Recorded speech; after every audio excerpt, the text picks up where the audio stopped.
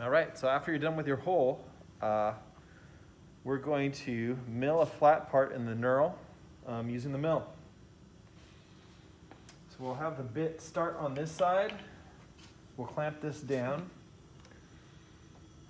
making sure this is flat.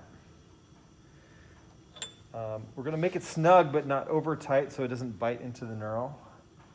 I'll put this on the side. And then we're going to have the bit hover right above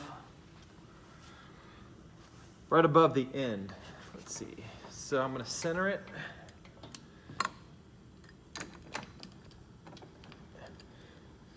And then if you can look down this way, they can see how it's centered. Maybe.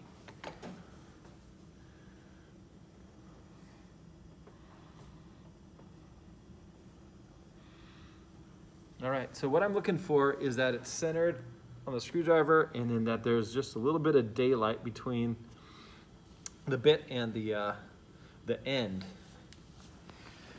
And once I get it there, then I can turn it on. So here's the on button. And wheel it all the way across.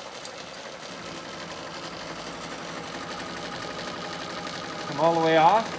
If there's a little bit of a fray, I'm going to move it over a little bit and come all the way back.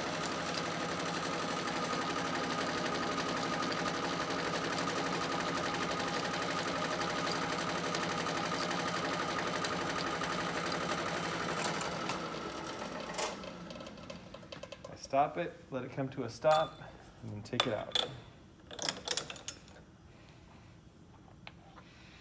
And now I've got a flat part.